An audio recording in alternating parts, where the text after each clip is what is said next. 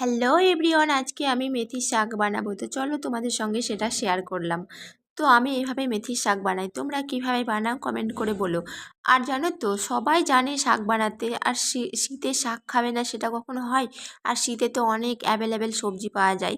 তো দেখো, শাকটা তো সবার ভীষণ প্রিয়, আমার তো ভীষণ প্রিয়। তোমাদের প্রিয় কিনা সেটা কমেন্ট করতে ভুলো না। তো দেখো, বাছাবাছি করে আমি শাকটা ধুয়ে নেব। আর এটা যদি মাঠের শাক থাকতো তাহলে গোটায় ধুয়ে নিয়ে কাটতাম, কিন্তু এটা বাজারের শাক, তো তার জন্য কেটে মেটে ধুয়ে একেবারে রান্না করব। আর বেগুনটা দিয়ে দিলাম, ভালো করে গলে মোলায়েম হয়ে যাবে শাকটা, তাই। তো আমি বেগুনটা অর্ধেকটা দিলাম, সবই লাগবে না যেহেতু অল্প করে রান্না করব। আমাদের দুজনের লোক তো, বেশি লাগে না। তো দেখো, আমি কড়াইটা আগে থেকে গরম হতে দিয়ে রেখেছি। কড়াইয়ে তেল আর কাঁচা লঙ্কা দিয়ে দিয়েছি, এর মধ্যে আমি শাকটা দিয়ে দেবো। লবণ আর হলুদ দিয়ে ঢাকা দিয়ে দেখো সুন্দর করে মোলায়েম হয়ে গেছে। এবার আমি নেড়ে চেড়ে ভালো করে নামিয়ে নেব। ভিডিওটা ভালো লাগলে সাথে থেকো, আর প্লিজ সাবস্ক্রাইব করে দিও। ওকে, বাই, টাটা।